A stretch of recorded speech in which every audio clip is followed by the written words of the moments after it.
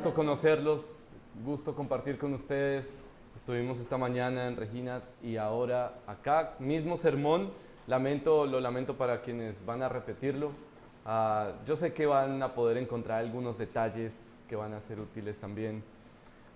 ¿Qué estuve haciendo estos 2 días? Estos 3 días, en realidad llegué desde el miércoles aquí a Argentina, pero el jueves empezamos con un taller de predicación. Parte de lo que hago en el ministerio pastoral es entrenar pastores en predicación expositiva con muchos otros pastores de Latinoamérica. Así que venía con otro pastor que es aquí de Argentina, pero vive en Chile, y también está Ricardo, y en Buenos Aires hay otros hermanos, y también en todos los países de Sudamérica tenemos talleres. Así que es un gozo para mí conocer pastores y a través de pastores conocer iglesias. Esta mañana la Iglesia Bautista Renacer en Bogotá se reunió, tuvieron 2 cultos y oraron por nosotros, oraron por la iglesia en Regina y la iglesia aquí en Roca y por la predicación de la palabra. Y eso se los digo para que sepan que no están solos, aunque su pastor está en contacto con muchos otros pastores, pero que sepan que aún en Bogotá, al norte de Bogotá, son bienvenidos cuando estén por allá visitando. Muy bien, quiero traerles consolación en esta tarde. Y pensaba cuando Ricardo me invitó a predicar, pensé en este pasaje, porque es un texto que nos recuerda que tenemos consolación. Y es una consolación o un consuelo profundo y real porque está basado en hechos. Si se ponen a pensar, solo los hechos realmente consuelan. Nosotros podemos tratar de consolar a alguien con otras cosas, pero finalmente no va a ser tan poderoso como un hecho para consolar. Imagínense a una mujer que la llaman y le dicen: tu hijo acaba de estar en un accidente de tránsito y va directo hacia la clínica en este momento. ¿Qué la puede consolar? Esta mujer, por supuesto, entra en un estado de angustia, sale corriendo hacia la clínica. ¿Qué puede consolar a esa mujer en ese momento? Realmente lo único que puede traerle consolación verdadera es un hecho. Porque imagínense que alguien la detiene y le dice: yo espero que tu hijo esté bien. Bueno, gracias por el buen deseo, pero eso no consuela. De pronto hay algo de consolación en saber que alguien se preocupa por mí, pero finalmente esa consolación no es suficiente. O de pronto alguien le dice: tranquila, tu hijo estuvo en el accidente y hay un 60% de probabilidad de que esté bien y no muera. Ok, 60% suena bien, pero ¿qué tal esté en el 40%? Esa es una estadística. Y la estadística parece que es buena, es útil, pero no es suficiente para consolar. En cambio, imaginen que alguien se acerca a la mujer y le dice: yo vi el accidente y yo tomé fotos.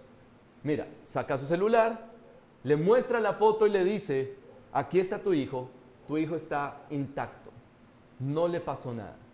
¿Será que eso la va a consolar? Por supuesto. ¿Por qué? Porque es un hecho, es la realidad. Solo los hechos consuelan. Los buenos deseos no consuelan, las probabilidades no son suficientes para consolar, las ideas motivacionales no consuelan, pero los hechos sí. Y hoy, el pasaje que vamos a leer ahora nos muestra el hecho más poderoso de la historia de la humanidad para consolarnos. Así que si usted hoy necesita consuelo, le recomiendo que preste atención a este sermón. Vamos a Apocalipsis capítulo 5. Y voy a leer el capítulo completo y luego voy a volver a orar para que el Señor nos guíe. Apocalipsis capítulo 5, versículo 1. Dice así la palabra de Dios: en la mano derecha de aquel que estaba sentado en el trono vi un libro escrito por dentro y por fuera, sellado con 7 sellos. Vi también a un ángel poderoso que anunciaba a gran voz: ¿quién es digno de abrir el libro y de desatar sus sellos? Y nadie, ni en el cielo, ni en la tierra, ni debajo de la tierra, podía abrir el libro ni mirar su contenido. Yo lloraba mucho porque nadie había sido hallado digno de abrir el libro ni de mirar su contenido. Entonces, uno de los ancianos me dijo: no llores, mira, el león de la tribu de Judá, la raíz de David, ha vencido para abrir el libro y sus 7 sellos. Miré y vi entre el trono, con los 4 seres vivientes y los ancianos, a un cordero de pie, como inmolado, que tenía 7 cuernos y 7 ojos, que son los 7 espíritus de Dios enviados por toda la tierra. Él vino y tomó el libro de la mano derecha de aquel que estaba sentado en el trono. Cuando tomó el libro, los 4 seres vivientes y los 24 ancianos se postraron delante del Cordero. Cada uno tenía un arpa y copas de oro llenas de incienso, que son las oraciones de los santos, y cantaban un cántico nuevo, diciendo: digno eres de tomar el libro y de abrir sus sellos, porque tú fuiste inmolado y con tu sangre compraste para Dios a gente de toda tribu, lengua, pueblo y nación. Y los has hecho un reino y sacerdotes para nuestro Dios, y reinarán sobre la tierra. Y miré y oí la voz de muchos ángeles alrededor del trono y de los seres vivientes y de los ancianos. El número de ellos era miríadas de miríadas y millares de millares, que decían a gran voz: el Cordero que fue inmolado es digno de recibir el poder, las riquezas, la sabiduría, la fortaleza, el honor, la gloria y la alabanza. Y oí decir a toda cosa creada que está en el cielo, sobre la tierra, debajo de la tierra y en el mar, y a todas las cosas que en ellos hay: al que está sentado en el trono y al Cordero sea la alabanza, la honra, la gloria y el dominio por los siglos de los siglos. Los 4 seres vivientes decían: amén. Y los ancianos se postraron y adoraron. Permítanme orar nuevamente. Padre Celestial, estamos reunidos porque valoramos y amamos tu palabra y sabemos que necesitamos de ella, porque tu palabra es suficiente para consolarnos. Y te ruego que ahora lo demuestres en nosotros. Te ruego que a través de tu Espíritu encontremos gozo y paz en medio de situaciones difíciles, tal vez en medio de angustias y preocupaciones que pueda haber entre nosotros. Te ruego, Señor, que tu palabra traiga consuelo a través del hecho más poderoso para consolar. Te lo pido en el nombre de nuestro Señor Jesucristo. Amén. Lo que quiero decirles, hermanos, es que la victoria de Cristo es verdadera consolación. La victoria de Cristo es verdadera consolación. Porque todos aquí necesitamos consolación. De pronto usted en este momento está en un buen momento en su vida. Ya nos acercamos a fin de año, y a fin de año como que uno tiende a evaluar el año y lo que está pasando. Y tal vez su evaluación en este momento es: bueno, este fue un buen año y estoy bien.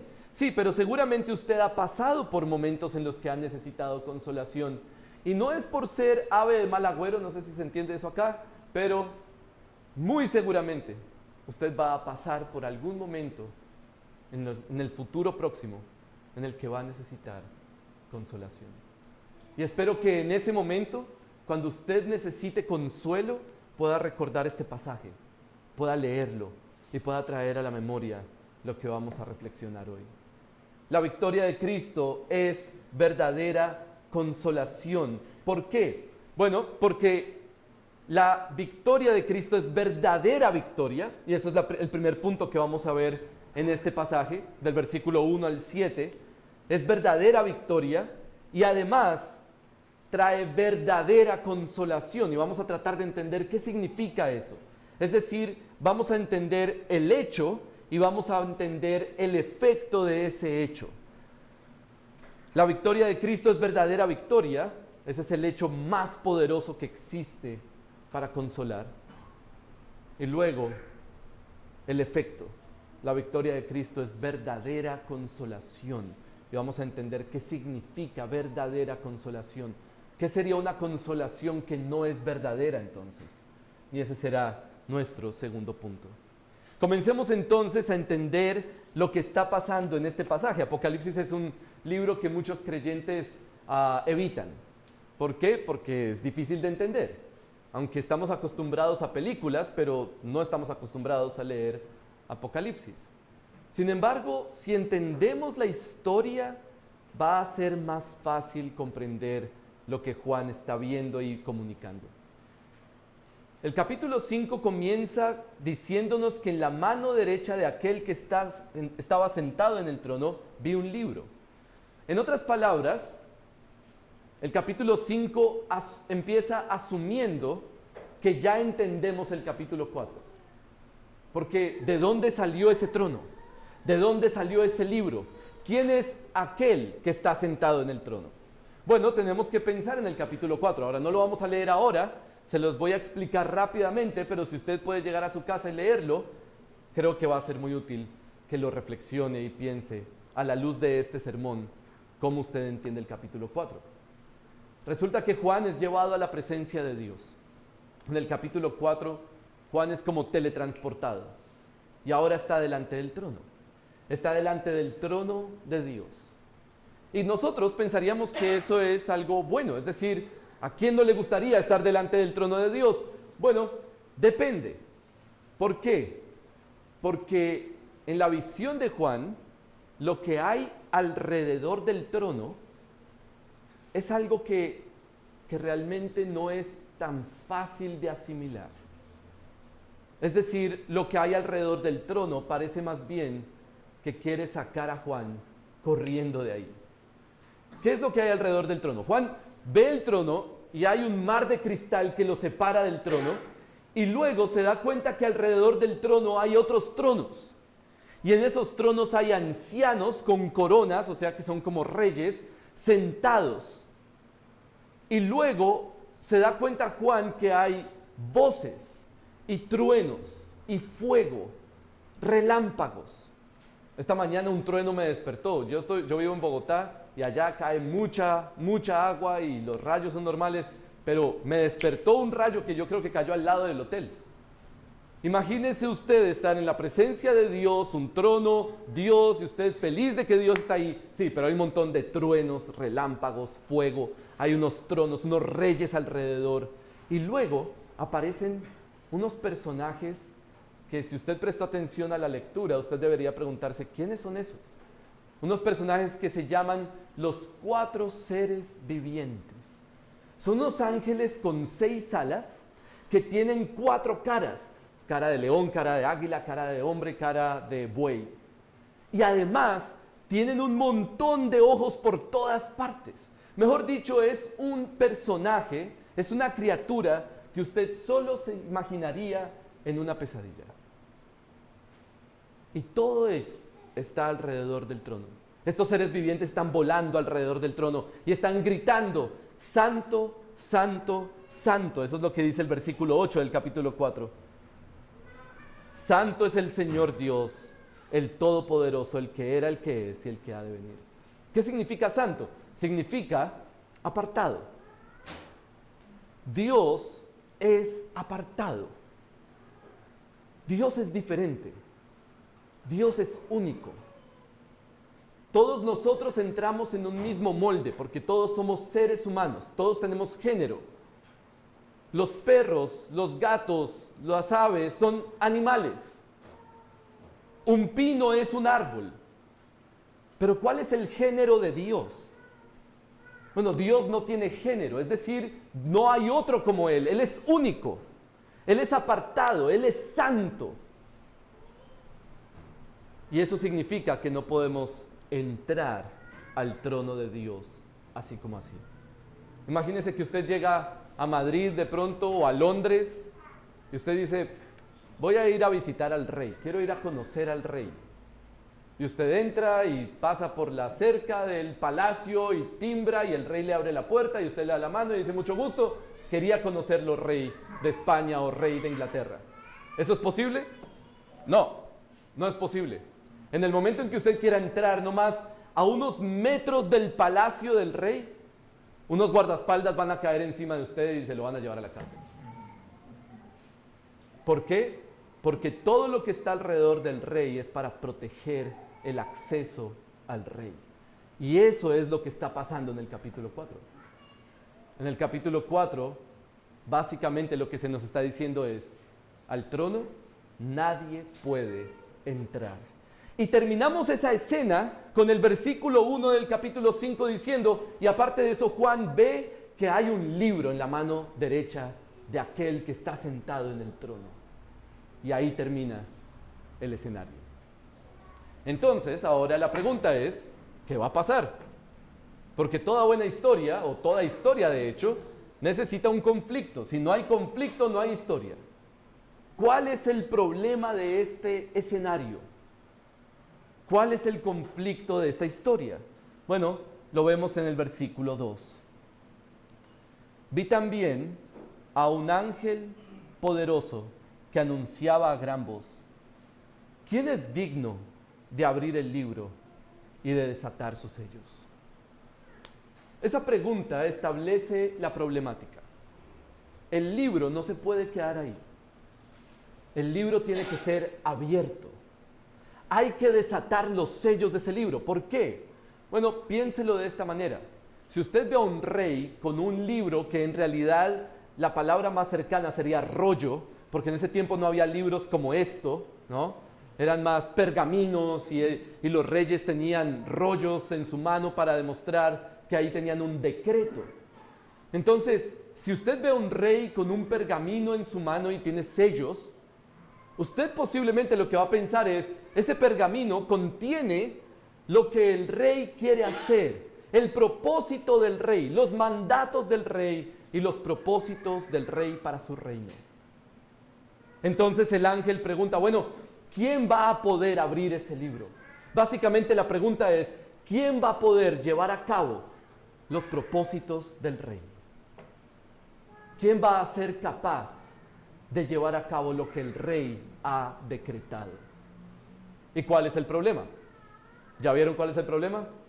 Versículo 3. Y nadie, ni en el cielo, ni en la tierra, ni debajo de la tierra, podía abrir el libro ni mirar su contenido. Nadie. Imagínense que yo vengo acá, Ricardo dice, invité a Nicolás a predicar, trae un mensaje muy importante para ustedes, y yo me levanto y lo primero que les digo es, hermanos, vengo a ser muy honesto con ustedes. Las promesas de Dios no se van a cumplir. Lo que Dios ha dicho no va a pasar. Bueno, en realidad lo que ustedes deberían hacer en ese momento es pararse, irse o sacarme de aquí y pedirle a Ricardo que predique un buen sermón. Pero, ¿qué tal que eso fuera verdad? ¿Qué tal que todo lo que está escrito acá en este libro no fuera verdad? Como decimos en Colombia, apague y vámonos. No tiene sentido. No tiene sentido ser cristiano si esto no es verdad. No tiene sentido seguir a Jesucristo si esto no es verdad. No tiene sentido guardarnos en santidad y apartarnos del pecado si esto no es verdad. Mejor comamos y bebamos que mañana moriremos. Vamos a disfrutar el mundo. Si esto no es verdad, estamos perdiendo el tiempo aquí. Entonces, noten la gravedad del versículo 3. Lo que el versículo 3 está diciendo es, no hay nadie que pueda llevar a cabo los propósitos del rey. Y entonces, ¿qué hace Juan? La reacción más coherente posible. Versículo 4. Yo lloraba mucho. Por supuesto. Pablo lo dijo en 1 Corintios 15. Si nosotros hemos esperado toda nuestra vida en Cristo y resulta que Cristo no resucitó, entonces somos los más dignos de lástima. Porque hemos esperado algo que no es cierto. Si nadie puede abrir el libro y desatar sus sellos, entonces deberíamos estar llorando. El llanto de Juan es el llanto de desespero, de desconsuelo, es el llanto de una persona que sabe que no hay esperanza. No sé si a usted le ha pasado eso alguna vez, que hay momentos en la vida en los que son oscuros y parece que no hay esperanza. Y usted llora. Si nadie abre el libro, estamos perdidos. Si nadie abre el libro, no vale la pena ser cristianos. Simplemente deberíamos entregarnos al mundo y ya. Entonces, viene el consuelo. Lo bueno de esta historia es que la resolución viene muy rápido. Versículo 4, yo lloraba mucho porque no había nadie que había sido hallado digno de abrir el libro ni de mirar su contenido. Entonces, versículo 5, uno de los ancianos me dijo, no llores. Ahí está el consuelo. Juan, tranquilo, no llores. Muy bien, ¿qué es lo que le va a decir el anciano a Juan ahora? Tiene que ser algo bueno, porque el hecho de que nadie pueda abrir el libro es muy grave. Lo que el anciano le va a decir a Juan tiene que ser realmente algo que lo consuele. Porque si viene a decirle, a darle golpecitos en la espalda y decirle, tranquilo, todo va a estar bien. No, que todo va a estar bien si no hay nadie que pueda abrir el libro.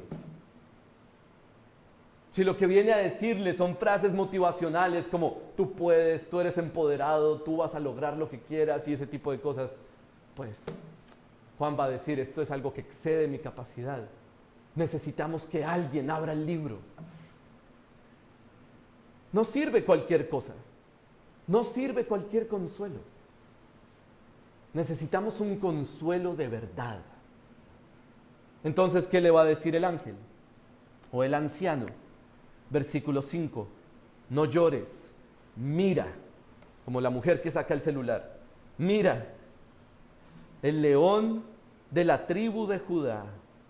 La raíz de David. ¿Y cuál es la siguiente palabra? Esa siguiente palabra es muy importante. Ha vencido para abrir el libro y sus 7 sellos. ¿Se imagina que la Biblia dijera, va a vencer? Estaríamos todavía a oscuras esperando. ¿Se imagina que la Biblia dijera, puede vencer? ¿Es posible que venza? Sería terrible para nosotros. Ese simple cambio de tiempo en ese verbo, ha vencido, eso es toda nuestra esperanza. Ese es todo nuestro consuelo. Esto es un hecho. El león de la tribu de Judá ya venció. No vencerá, ya venció. Y esa realidad es lo que nos puede consolar. Hermanos, la victoria de Jesús es verdadera consolación porque es un hecho. El cristianismo no es fábula. El cristianismo no es esperanza. Simplemente, tiene esperanza. Pero no es esperanza solamente. No es esperanza fundamentalmente. El cristianismo no es posibilidad. El cristianismo es un hecho. Y si hay alguien que lo duda, si hay alguien que dice, no, el cristianismo es una fábula, es un mito, que alguien vino y resucitó, hizo milagros y todo eso, bueno, que vaya a tratar de demostrar que Jesús no resucitó. Que lo intente. Solo que habría que darle una advertencia a esa persona. Muchos lo han intentado y se han vuelto cristianos. Inténtelo. El cristianismo no se basa en posibilidades. No es simplemente metáforas que nos llevan a una buena vida moral. No, el cristianismo es el león de la tribu de Judá ya venció. Es un hecho, es la realidad y por eso es que puede consolar. Y entonces sucede algo más. Ahí no se detiene la escena porque, claro, el anciano podría decirle a Juan, tranquilo, el león ya venció, él puede abrir el libro. Ok, está bien, pero yo quiero ver que lo haga. Y lo que viene en el versículo 7 es justamente, versículos 6 y 7, es justamente más seguridad. Lo que Juan está viendo es todo lo que le haga ver con seguridad que la consolación es posible. No llores, mira, dice el versículo 5. El león de la tribu de Judá, la raíz de David, ha vencido para abrir el libro y sus 7 sellos. Y entonces, mire, aquí sucede algo muy interesante. Si usted lee todo Apocalipsis, le dejo una tarea. Busque cuántas veces sucede eso en Apocalipsis. ¿Sucede qué? Que dice, escuché tal cosa y luego miré. O le dicen, mira y voltea a mirar. ¿Y qué ve? Porque aquí el anciano le dice a Juan, mira, el león venció. ¿Qué se supone que va a ver Juan cuando voltea a mirar? Bueno, se supone que va a haber un león. Pero ¿qué es lo que ve? Miré y vi entre el trono, con los 4 seres vivientes y los ancianos, a un cordero. ¿Por qué cordero? Bueno, el concepto de cordero no es nuevo para Juan. De hecho, en el Evangelio de Juan, se nos dice que Juan el Bautista le dijo a Felipe y Andrés y a todos sus discípulos, señalando a Jesús, este es ¿qué? El Cordero de Dios que quita el pecado del mundo. Cuando la iglesia lee por primera vez este documento, que se llama Apocalipsis, y ve que Juan usa el concepto de cordero, rápidamente va a poder pensar, sí, ese es Jesús. El león de la tribu de Judá. Ok, ese es el rey prometido. Pero ¿quién es el rey prometido? ¿Quién es el rey que prometieron los profetas en el Antiguo Testamento? Es el Cordero. Entonces noten que lo que Juan está haciendo es dando más seguridad. No tienen que dudar, este es Jesús. Y luego dice, versículo 6, a un cordero de pie como inmolado. ¿Qué significa como inmolado? ¿Qué es inmolado? Bueno, significa herido, como golpeado. Este cordero no la tuvo fácil. Ya pasó por el castigo y salió adelante. Todo lo que nos está mostrando esta escena es, ustedes pueden confiar, esto es seguro. Él venció. Y luego nos dice algo más. No es solo un cordero, no es solo que es como inmolado, sino que además tenía 7 cuernos y 7 ojos, que son los 7 espíritus de Dios enviados por toda la tierra. ¿Usted ha visto imágenes de Jesús como el león cordero? Hay muchas. Eso que se ve por un lado el león y por el otro lado el cordero, o el león así grande y el cordero en la mitad. Hay un montón de imágenes así. Usted solo tiene que entrar a Google, poner Apocalipsis 5 y seguramente le van a aparecer imágenes del león cordero. Pero lo que me llama la atención es que la gran mayoría de esas imágenes presentan al león como muy imponente y luego a un corderito muy tierno, muy noble. Dígame, ¿usted ha visto alguna vez a un cordero con 7 cuernos? ¿Alguna vez usted ha visto un cordero con 7 ojos? Y la pregunta siguiente sería, si usted viera aquí, enfrente nuestro, a un cordero con 7 ojos y 7 cuernos, ¿usted se acercaría a tocarlo y acariciarlo? Yo creo que no. Me imagino que todos saldríamos corriendo de acá. Porque ese cordero da miedo. Ese no es un cordero manso. Es un cordero victorioso. Si está inmolado, significa que peleó y luchó y salió adelante porque es poderoso. Porque tiene 7 ojos y lo sabe todo. Tiene 7 cuernos y nada puede vencerlo. Hermanos, lo que Juan está viendo es una escena de seguridad. No llores. El león venció. El cordero es poderoso. y venció a la muerte. De manera que la victoria de Cristo es verdadera consolación porque es un hecho. Hermanos, no importa lo que suceda en este mundo, siempre podremos responder: el león cordero ya venció. Siempre. Piense en la peor catástrofe que puede imaginar usted. Para un esposo puede ser el fallecimiento de su esposa, por ejemplo. Para un padre, el fallecimiento de sus hijos. O para alguien que depende de un trabajo para sustentar a su familia, puede ser perder su trabajo. O perder su salud y ya no poder trabajar. Piense en la peor calamidad que pudiera venir sobre su vida. Y aún en medio de esa calamidad, usted siempre va a poder decir: pero el león cordero ya venció. No llores. Podemos tener consuelo y paz porque el león cordero ha vencido. Entonces la pregunta es: ¿cómo es ese consuelo? La victoria de Cristo es verdadera consolación. Ya hemos visto la victoria de Cristo, ya entendemos por qué la victoria de Cristo trae consolación. Pero ahora la pregunta es: ¿por qué verdadera consolación?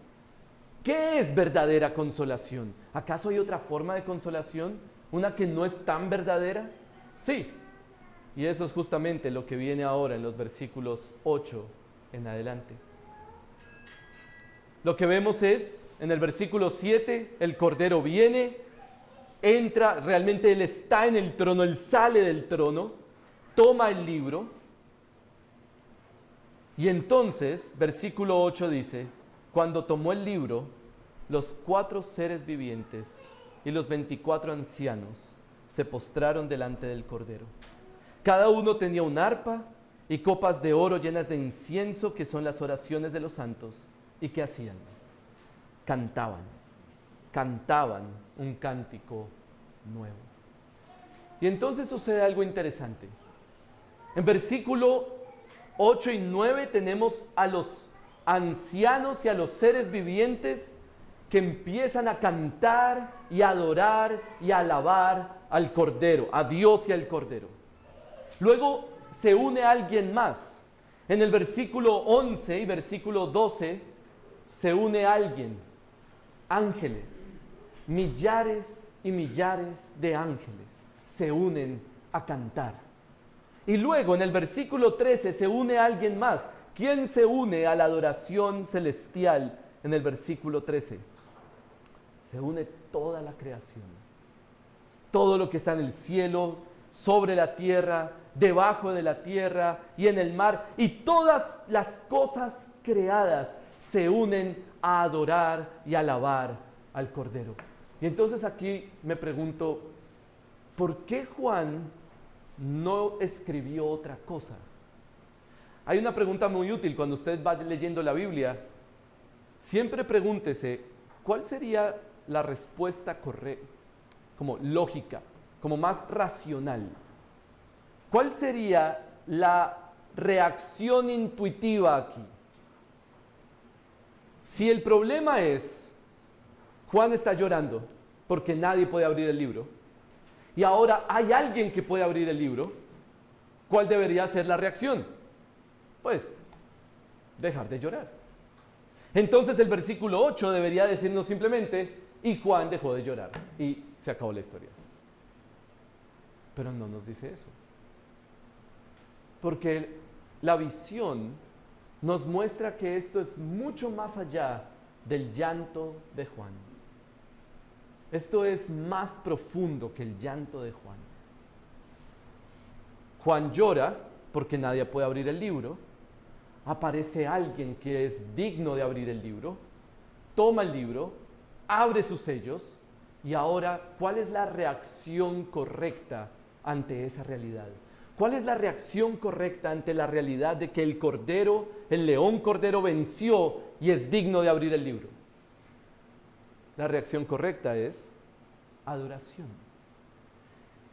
Y esta es la razón por la que la obra de Cristo es verdadera consolación.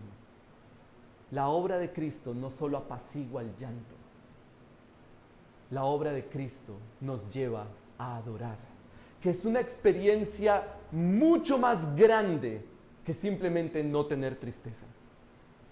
Mire, si usted está triste, usted puede ir al psicólogo, que no va a servir para nada, pero bueno, usted puede ir.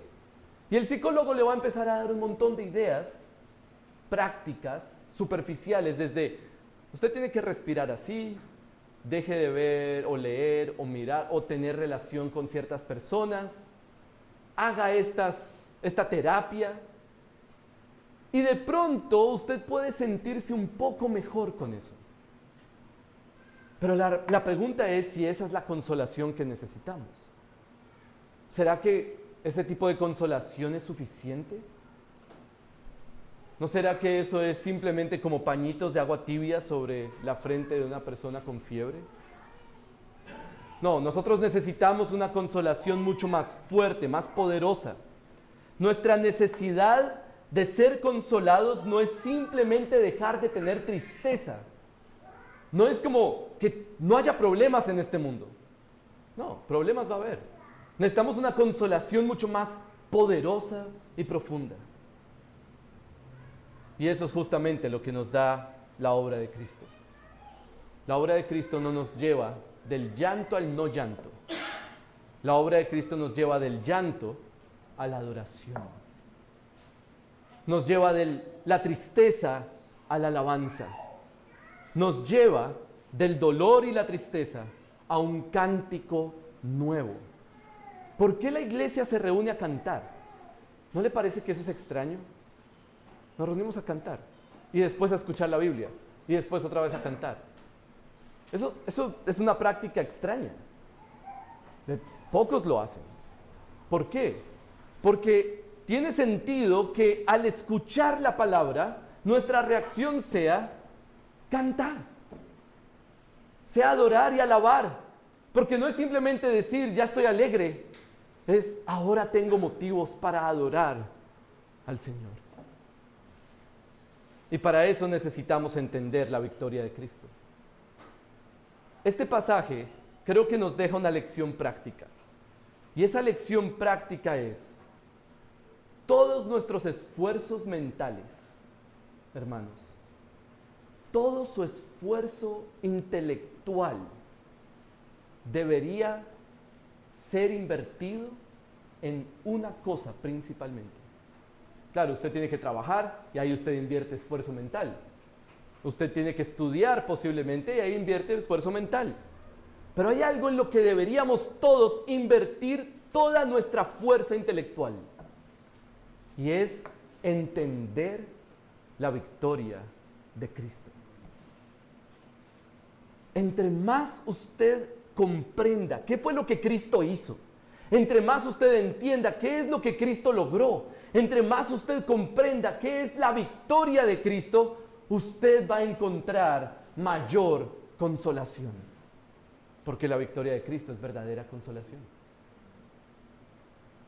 Y eso es justamente lo que hacen los ángeles aquí.